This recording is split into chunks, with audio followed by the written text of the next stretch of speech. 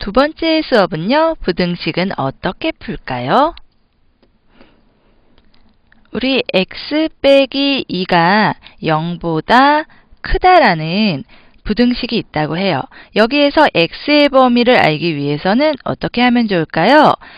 부등식의 양변에 2를 더해주면은 x 그리고 우변에는 2가 되겠죠. 그리고 부등호 방향 바뀌지 않으니까 x는 2보다 크다는 것이 되겠네요. 이것을 수직선에 나타내보면 여기에 있는 그림처럼 되는데요. 2가 들어가지 않으니까 동그라미를 비워주고요. 그리고 크니까 여기에 방향이 오른쪽을 향합니다.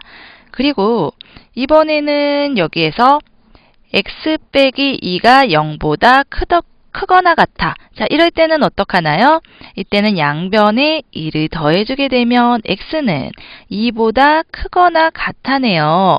그래서 2를 포함하게 되니까 2에 동그라미를 채워주고 그리고 크니까 수직선의 방향, 오른쪽을 향하는 방향 표시해 주어야 합니다. 그런데 항상 수직선 방향이 오른쪽으로 가지는 않겠죠? 그럼 다른 경우도 한번 풀어보도록 할게요. 2x 빼기 1은 5보다 작다. 자, 여기에서 간단하게 나타내주기 위해서 어떻게 하면 될까요? 마이너스 1 있으니까 양변에 1을 더해주면 2x 그리고 5 더하기 1, 6 이렇게 부등호의 방향 바뀌지 않은 것에서 양변을 2로 나누어주면 x는 3보다 작다고 되네요. x가 3을 포함하지 않으니까 3을 비우고요. 그리고 작다는 것이니까 방향이 왼쪽을 향해야 합니다. 그럼 부등식의 뺄셈이나 부등식의 덧셈은 어떻게 해야 될까요? 여기에서 이 두 개의 x 더하기 y의 범위를 생각해 볼게요. x가 1 이상 3 이하인 수를 만족하는 x에는 이와 같은 자연수도 있고 그리고 1.3 같은 자연수가 아닌 수도 있을 거예요.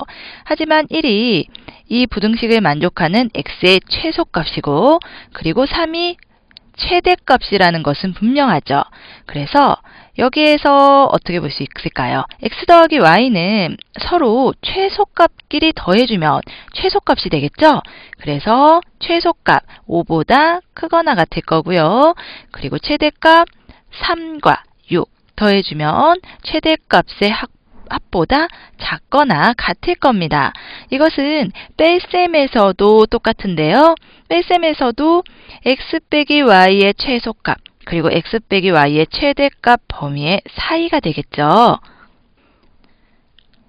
그런데 뺄셈의 경우에는 x 범위의 가장 작은 값에서 y 범위의 가장 큰 값을 빼야 최소값이 될 수 있을 거고요.